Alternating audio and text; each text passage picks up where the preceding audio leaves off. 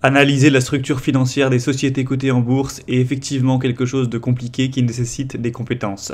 Mais est-ce que cela veut dire qu'investir en bourse est compliqué? Non. Pour une seule et unique raison, il existe les ETF. ETF, ça veut tout simplement dire Exchange Traded Funds. Ce truc, c'est tout simplement un tracker qui va suivre quasiment parfaitement un indice boursier. Et là, si tu connais vraiment rien, tu vas peut-être me demander c'est quoi un indice boursier? Eh bien, c'est un regroupement de plein de sociétés cotées en bourse qui sert à avoir une idée globale de l'évolution d'un marché donné. En termes d'indices boursiers, il existe par exemple le CAC 40 avec donc 40 sociétés, le S&P 500 avec 500 sociétés ou encore le MSCI World avec plus de 1300 sociétés. Le premier avantage, c'est que c'est tellement diversifié que le risque est drastiquement faible.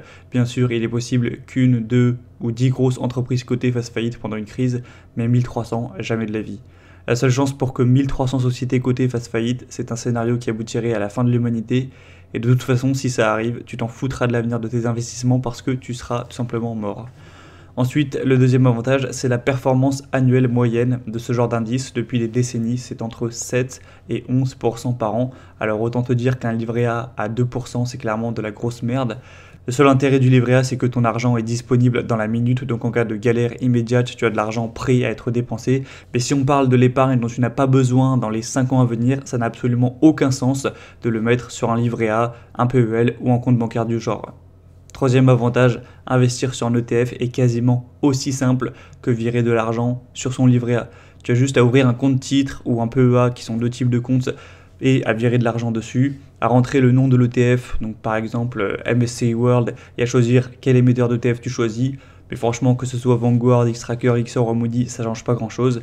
Et tu achètes le nombre de parts que tu peux avec l'argent qui est disponible sur le compte titre ou le PEA chaque mois, et c'est tout. En une petite semaine, le temps d'ouvrir le compte titre ou le PEA et de faire le virement, ça peut être réglé. Alors maintenant, quand tu entendras quelqu'un te dire que la bourse c'est pour les experts, que c'est risqué ou que ça prend trop de temps, envoie-lui cette vidéo pour qu'il lâche ses excuses de merde et qu'il passe à l'action. Pour plus de mon contenu et plus de mes conseils, inscris-toi maintenant à ma liste email, donc c'est un email chaque dimanche, gratuitement en cliquant sur le premier lien dans la description.